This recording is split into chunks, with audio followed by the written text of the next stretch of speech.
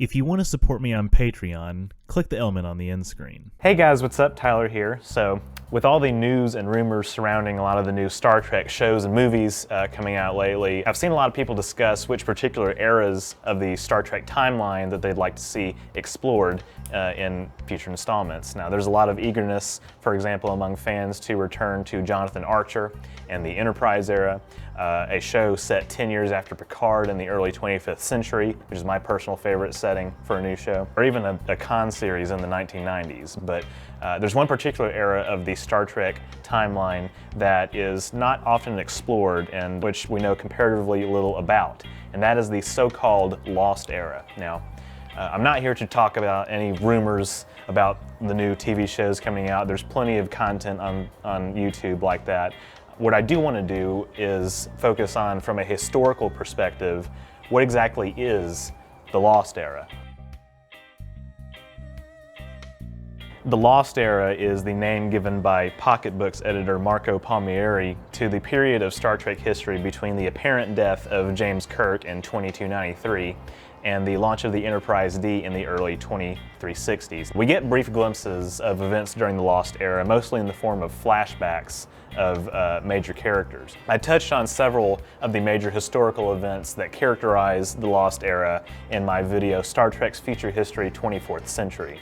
Among the notable milestones in this period of time include the Tomed incident, which preceded a 53-year period of isolation by the Romulan Star Empire, the beginning of the occupation of Bajor by the Cardassian Union, the service of the USS Stargazer under Captain Jean-Luc Picard, and the launch of the Ambassador-class USS Enterprise C under Captain Rachel Garrett. Now, I've been seeing a lot of love for Rachel Garrett and the Enterprise C among Star Trek fans lately. Garrett is the first female captain of an Enterprise, of course, and she and her crew are most widely known for their sacrifice at the Battle of Narendra III, where the Federation defended a Klingon colony from massacre by Romulan warbirds. We get a taste of the Lost Era and learn a lot about the Enterprise C in the Next Generation episode, Yesterday's Enterprise. Now, this may be one of the single most consequential episodes of the entire show and thus of the entire franchise.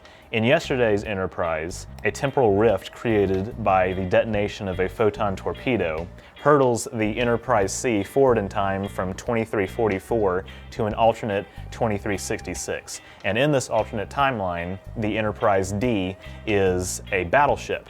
And with the help of Guinan and members of the Enterprise D crew, the Enterprise C is shepherded back to its original time so that it's role in history, and thus the timeline itself can be rectified. The episode is notable for bringing back Lieutenant Natasha Yar, played by Denise Crosby.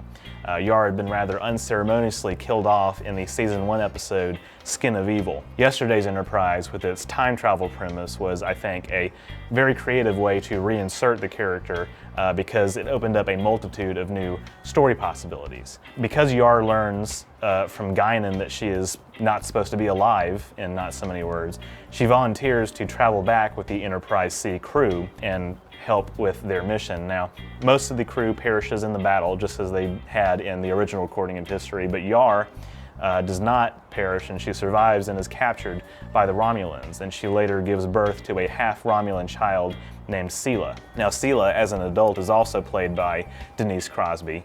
This was an opportunity for the actress to return to Star Trek in more than one episode, and Sela goes on to play an important role in Romulan interstellar politics. The full consequences of this timeline alteration have yet to be fully explored, I would argue. Sela reappears as a recurring antagonist in Star Trek Online, but in canon, post-TNG, we've only seen the secondary effects of her actions. What about the decades of Federation and galactic history that serve as a build-up to this temporal alteration? Well, as many will point out, the first half of the 24th century was largely marked by a interstellar peace and a period of steady expansion for the Federation.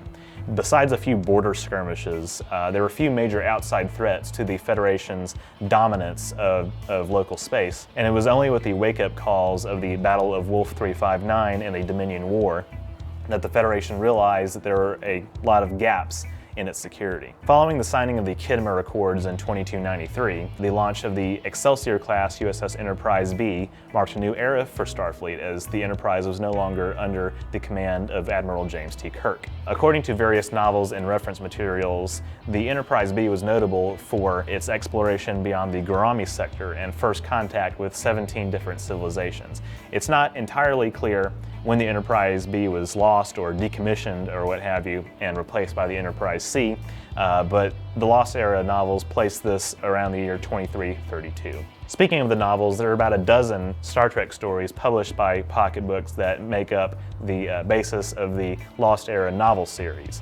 Published between 2003 and 2014, books shed light on various major historical events during the late 23rd and early to mid 24th centuries that were either briefly mentioned or in some cases never even addressed on screen. As I pointed out earlier, the period of the Lost Era is when many of our favorite Star Trek characters were either born, grew up, went to the academy, etc. Bookending the original series film era, the start of the Lost Era novel series follows the adventures of Captain Hikaru Sulu on the USS Excelsior in 2298. Subsequent novels depict the Tomed incident, the Batrika Nebula incident, which preceded the Klingon-Cardassian War, the service of the USS Enterprise C, a portion of Will Riker's service aboard the USS Pegasus during the mid-2350s, the aftermath of the loss of the USS Stargazer around the same time, a covert mission across the Romulan neutral zone, and many more. Several traumatic events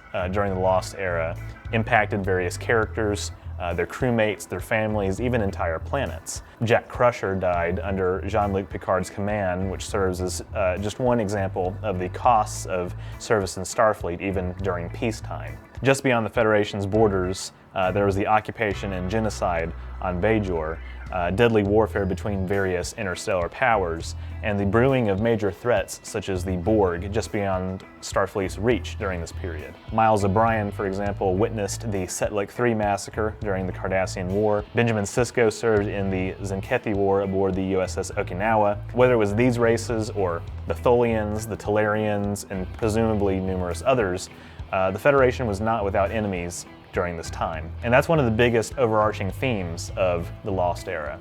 The Federation was expanding, encountering species whose desire to expand their own territories caused tension and conflict. New technologies were developed, such as isolinear computing circuitry and more advanced propulsion systems, but in a way the Federation was culturally stagnant. With the Klingon Empire weakened after the destruction of Praxis, and the Romulans withdrawn from interstellar affairs, two of the Federation's biggest adversaries no longer posed the same threat that they once did. The Federation evolved from a rather fledgling collection of worlds forming a little quaint defensive military pact into one of the largest and most powerful governments in the entire Alpha Quadrant. Their newfound dominance bred complacency, in my view. Even by the 2290s, as we saw in The Undiscovered Country, the Federation was convinced of its moral superiority. We do believe all planets have a sovereign claim to inalienable human rights. Inalien, if you could only hear yourselves. Human rights. Why, the very name is racist. And while they did not possess tactical advantage over every species that they encountered, they became convinced that it was their duty and obligation to spread their democratic values as far as they could. Though certainly not a one-to-one comparison, this is somewhat analogous to the way that the United States uses its military prowess to try and contain the spread of anti-American ideals, only to find itself challenged by smaller, nominally less well-equipped nations in which it intervenes. Except the difference is that the Federation and Starfleet, with its commitment to the Prime Directive, did not intervene in every instance where it could, more or less standing by during the occupation of Bajor, for example, and later throwing the Maquis under the bus after their colonies were ceded to the Cardassian Union. The Lost Era is a fascinating period. And one of the things that's so intriguing is just how much we don't know about a lot of the minor details that comprise it. On Earth, the Federation's quasi-post-scarcity economy would continue to provide a comfortable standard of living, and just beyond the Federation's borders, conflicts would still persist. I think this would be an amazing era for a new series or film to explore, as it set the stage for what we saw in the Next Generation era and beyond. Thanks for watching, everyone. If you enjoyed this video, be sure to leave a like and comment, and don't forget to share it. I'm very curious what you all think about the information that I presented in this video. If you like content like this, you can support me on Patreon at patreon.com/orangeriver, or become a member by pressing the join button on my channel page. If you want this hoodie, you can go to teespring.com/stores/orangeriverproductions. Don't forget to subscribe, and don't forget to be awesome. I'll see you in the next video. Live long and prosper.